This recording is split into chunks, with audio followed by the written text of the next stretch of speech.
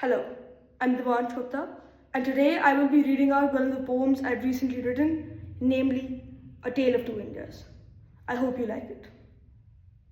As you take your baggage from the baggage claim at the airport, you see a big broken sign that reads, Welcome to India. Now that sign isn't broken by the amount of pigeons it hosts or the amount of pigeon poo it bears, but is broken by community. It's broken by community into communities that love and hate each other, and is broken into two, a tale of two Indias. You make your way out of the airport, and as soon as you touch Indian soil, by however you want to touch it, you see three big lions. Three lions that used to wave at tourists and citizens alike. But that was a long time ago, when India was actually proud of what it was. I see two Indias in my mind. One that hosts the Satyamev Jayate as proud as it hosts the newly inaugurated potholes on roads, enough to make a swimming champion in there. A champion that should be proud of his country. A champion that should be proud for his country. A champion that should be proud because of his country. But is he? Then I see another India, a generational one. An India that was told to me by my grandparents and was told to my grandparents by their grandparents. All those tales of cultural identity and bravery that used to constitute India. The idea of rebellion and democracy and non-violence in rebellions with democracy. The India I know is hereditary, like DNA, but the India I live in is antithetical. This is enough to confuse a Gen Z like me.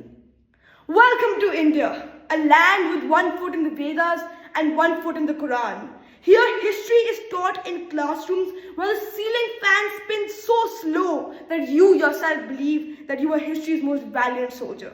But democracy thrives in ethos, if not the truth, where people line up for hours and hours to vote for change. But we do not exactly know what change we want. But people believe in promises made by 75-year-old politicians, yet see them recycled like our plastic bags in vegetable markets. We see those promises recycled into statements that support a few rich people in our country. Yet, we're happy because somehow acquainting with politics gives us some self-esteem. Welcome to India, where the roads are like relationships, full of detours, broken bumper motorcycles and cars. Where traffic lights are mere suggestions and crosswalks just perilous decorations for any pedestrian. Where cows on roads are treated just like we treat our Prime Minister. Where transportation is a masterclass of patience. Where people set up tents on train stations late at night as a result of the train arriving 10 hours late. Somehow, we're always there when we're required, where we're required, on time, phased, but happy.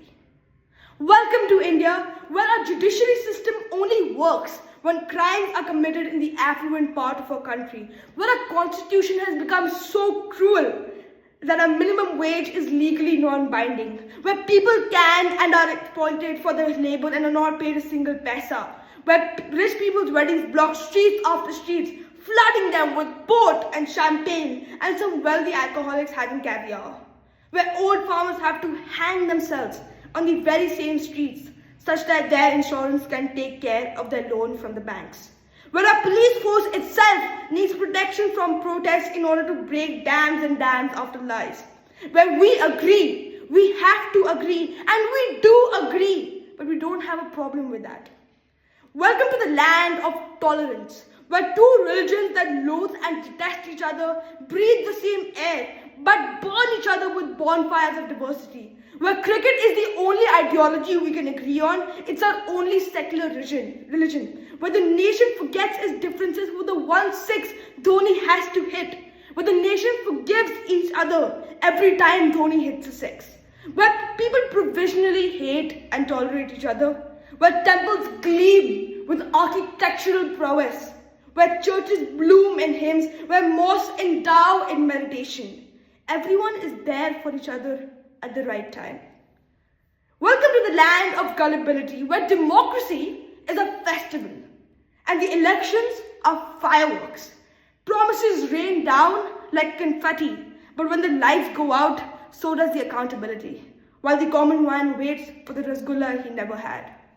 Justice.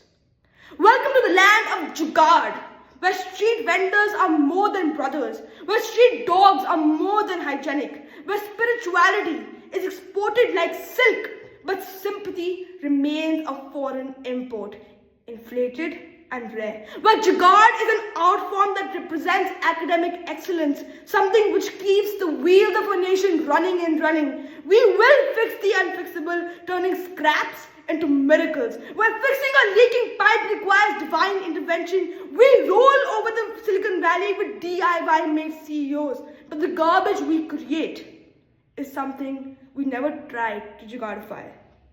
India. It's messy, it's magnificent and maddening. It's a living cassette of contradictions played on repeat. But the contradictions are not flaws, there are pulse. It's a journey where we unlearn virtues every morning and then learn them again. It's a string of perfect endings woven together by Bollywood. It's a semi-community. We aren't there yet, but the best thing is that we're trying. We're trying in the form of IR. We're trying in the form of questioning society. We are evolving just by trying, and we don't realize that. It's my India. It's a chaos upturned in Bittu's Chaiwala when two people argue which party's corruption is more patriotic. It's the parliament quarreling over bills that would never pass. It's my home and I love it. An imperfectly perfect me living in a perfectly imperfect India. And now, a Gen Z like me is not confused anymore. Thank you.